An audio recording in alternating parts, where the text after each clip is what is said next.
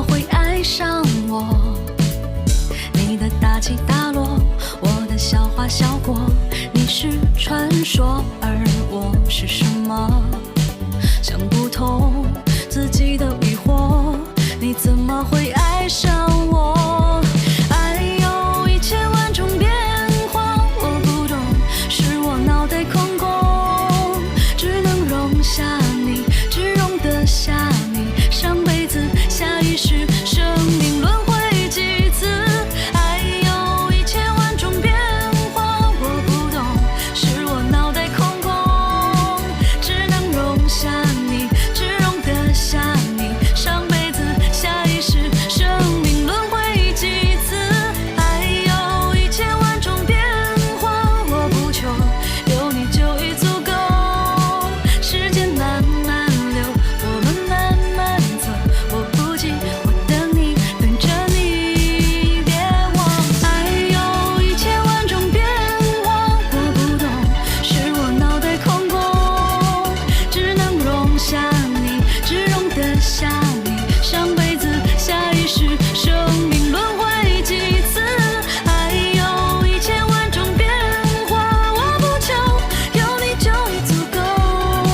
时间慢慢流，我们慢慢走，我不急，我等你，等着你，别忘记。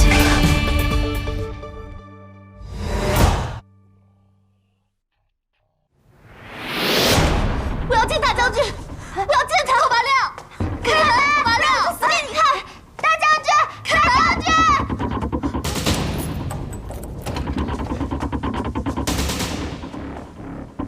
是不是我对你们太仁慈了？简直是无法无天！我警告你们，别再烦我，否则……头拔亮，是我，我是妙之暗亮。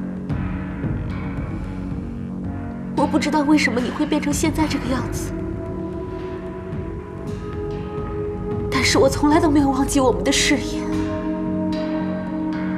这1000年来，我一直想着你，爱着你。当年是我的错，是我不应该舍弃你。可是，如果我不进宫，我爹就会被降罪，整个家族都会受到牵连。我不想他们因为我而受苦。我嫁给皇上是情非得已呀，亮。这么多年，你一直都在我心里，从来都没有离开过，一分一秒都没有。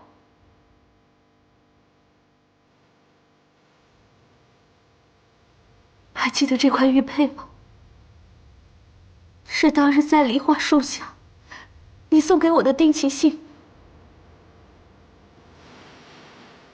这么多年，我一直把它带在身上，就好像你在我身边一样。我懂，我也知道，你做的这一切，都是为了等我。爱我，宠我，纵容我。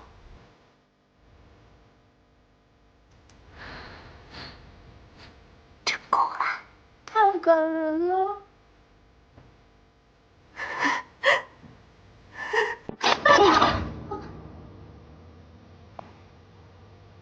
亮什么亮？果然是个戏子。刚才差一点我就被你给骗了。可是怎么办呢？我不是你说的那个猪头亮。你们以为这点小伎俩就能骗得了我吗？做梦！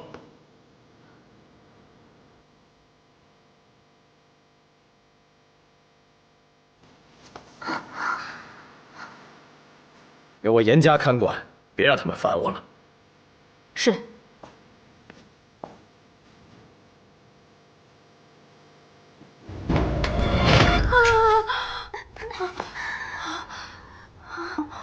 吓死我了！我以为他对陈皇后情深，会对我们网开一面，没想到在心里没有爱，只有恨。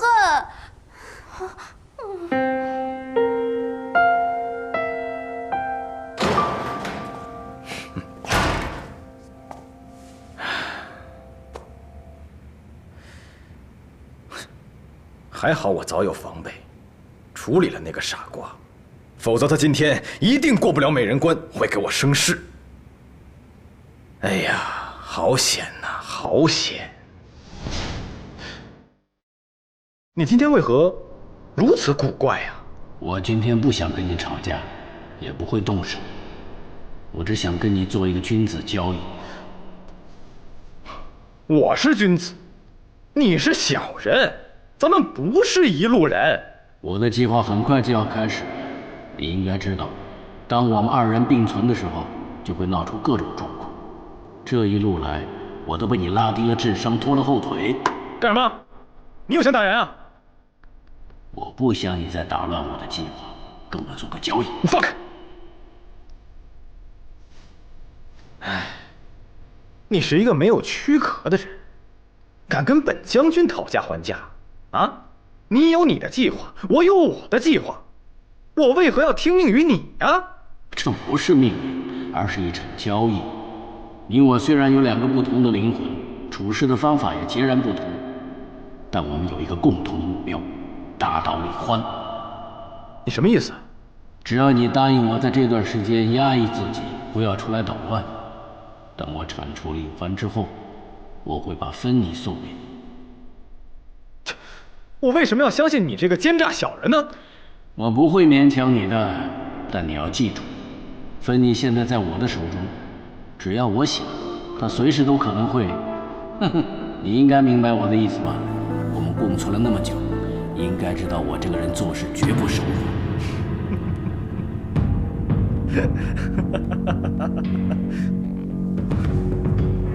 你这是什么交易？你这是什么交易？我根本就没得选择。哼哼，你难道不应该感激我为你选择了最好的结局吗？好好考虑一下，人一时之气，最后能抱得美人归。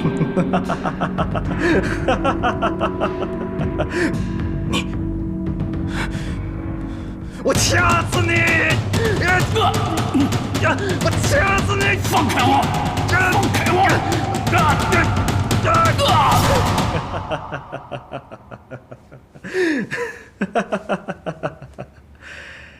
哎呀！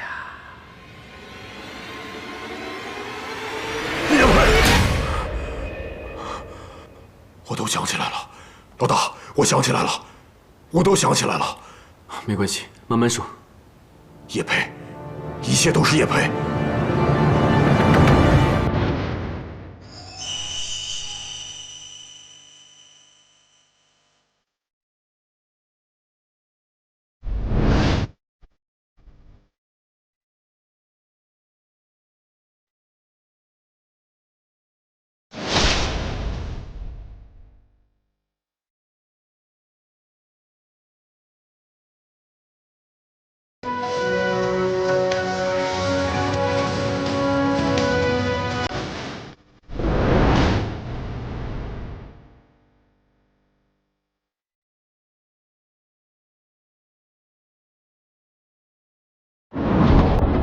原来我只是受叶佩的药物实验麻醉，而重度昏迷是叶佩伪造我的死亡照片和尸检报告，天里来自投罗网。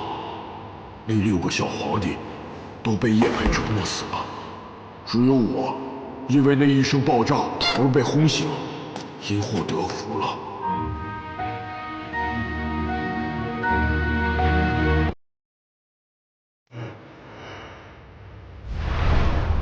原来老大是受了叶佩的威胁，喝了忘情水，才会什么都想不起来了。傅生，都是老大没有照顾好你，让你受苦了。老大，别这么说，是傅生无能，没能照顾好其他6个兄弟，才让叶佩活活的把他们弄死。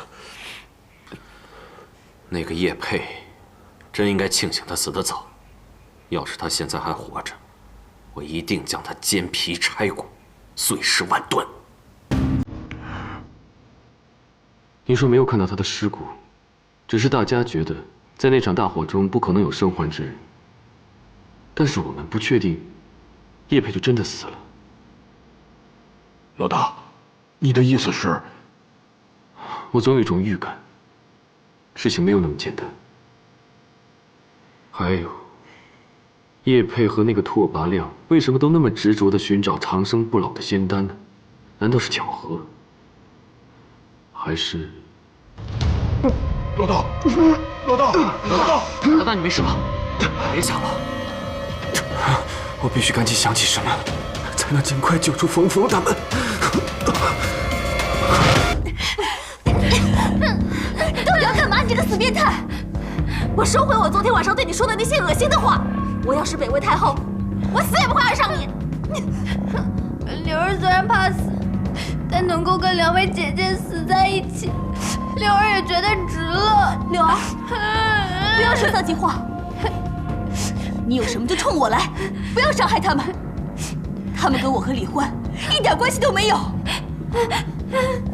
冉冉，你先出去，没有我的指示不许进来。冉冉，不要听他的。冉冉，救我！出去。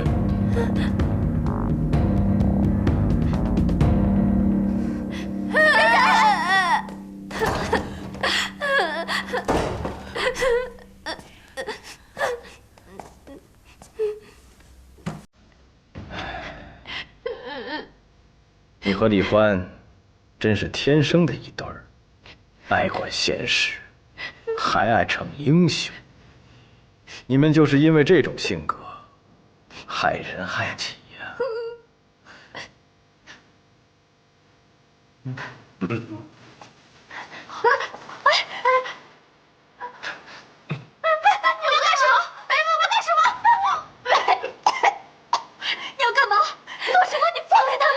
放心吧，我只是给他们做个实验而已，不会让他们很快就死的。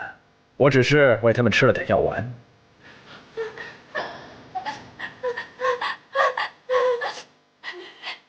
看你长得高大威猛，原来是人模狗样，竟会使一些下三滥的手段。如果我发现他们有任何差池，你最好不要放过我，否则我一定撕碎你。那你呢？得看我放不放过你呀。就算李欢夺了你的爱人，你就要这样报复吗？拓跋亮，你简直丧心病狂！我再跟你说一遍，我不是那个猪头。要不是那个猪头的话，我绝对不会让你们活到今天。到底是谁？真的不知道我是谁吗？好，我告诉你，我就是叶白。叶佩是谁啊？什么？你是叶家和叶波的爸爸？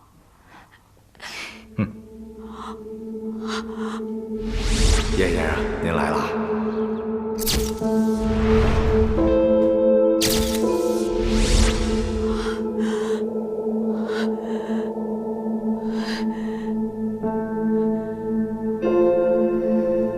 他不是大将军，那大将军到底在哪儿？这怎么可能？哎呀，你们不相信我说的话？好，那我告诉你们，我的灵魂确确实实是附在了猪头亮的臭皮囊上。你也用不着那么大的反应。附身。躯壳对于我来说呢，一点都不重要。我要的是长生不老。你也没必要明白，反正我只需要你们这些阴阳调和的血来做药引，再加上李欢的天子之血，就能炼出天地阴阳和谐之药。到时候我叶佩就可以坐享千秋万世，统治这个世界了。你这个魔鬼，休想！阿飞，是。小凤，姐姐，小凤，姐姐，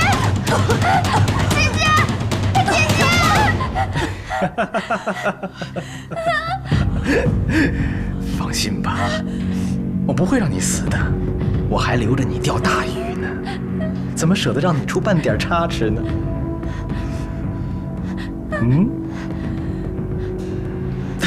月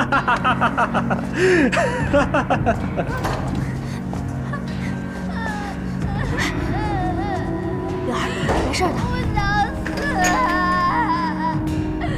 离婚你千万不能来，你千万不能上了他的当啊！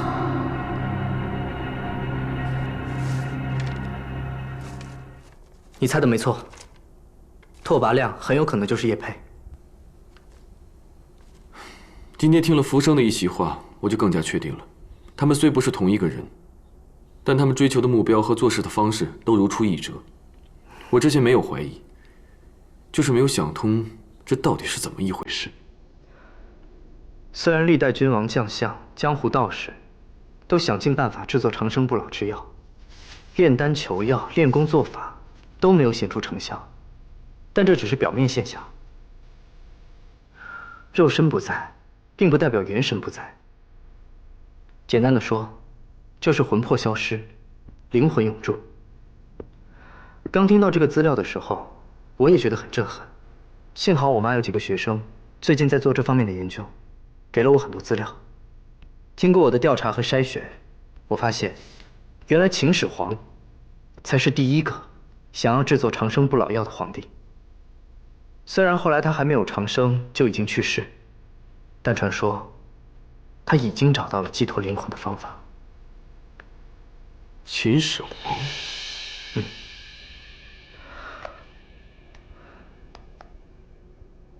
这把玉剑，你应该很熟悉吧？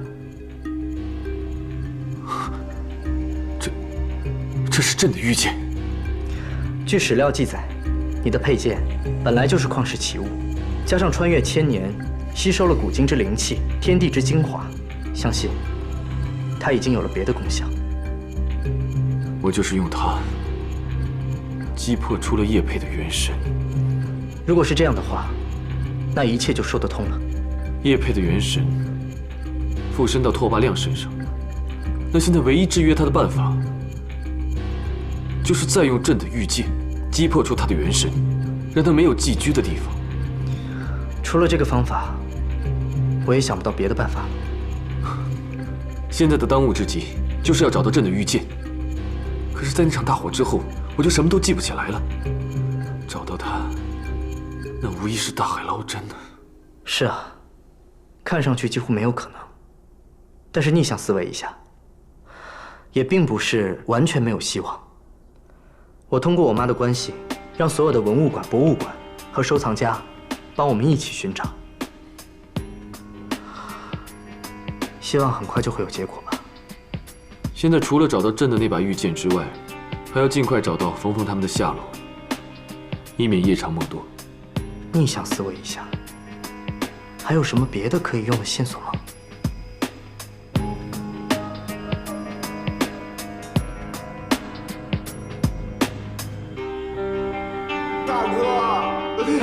大哥，叶波，慢点。大哥呀，大哥，我错了，我错了。你怎么了？我不应该给芬妮搞什么惊喜，这样她就不会丢了。我又不够聪明，我想不出办法救她，我该怎么办？那你是不是想帮忙救出他们呢？只要能救出她，我什么都愿意，我什么都听你的。如果要对付你爸呢？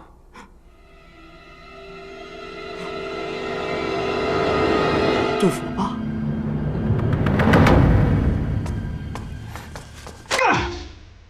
李焕，爸爸，把我叫你一声大哥，把你当成生死之交，你现在居然带着这帮人来对付我爸！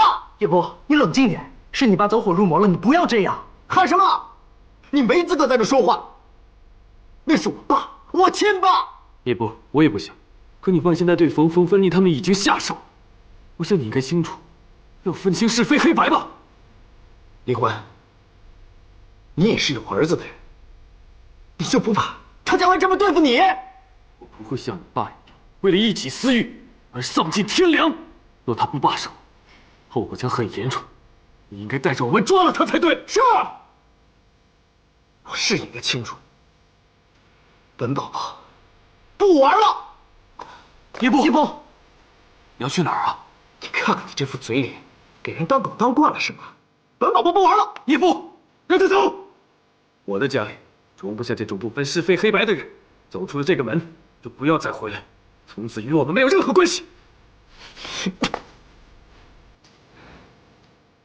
李欢，别以为本宝宝会后悔，我就不明白了。一个人想要长生不老，他有什么错？你们走着瞧好了，你们就等着我回去享受荣华富贵，羡慕嫉妒恨吧。叶波，你。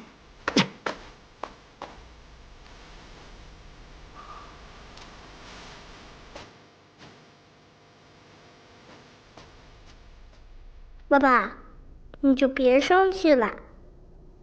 爸爸，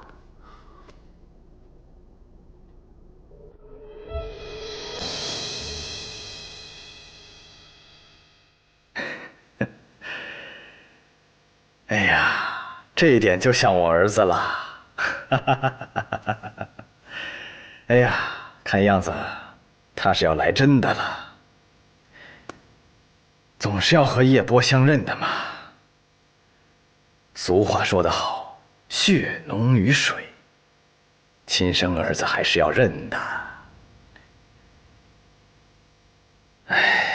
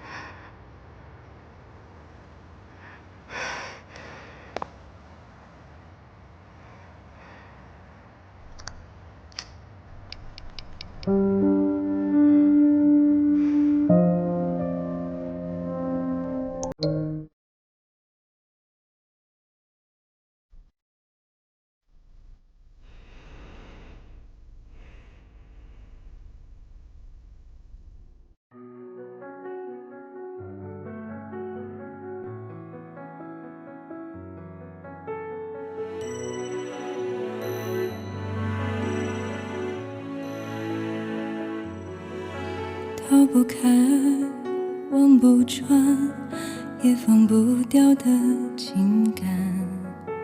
每次蓦然回首，你都在。我的影子从你生命过几次，却从未留下名字。记忆中的那个你，为何忽远又忽近？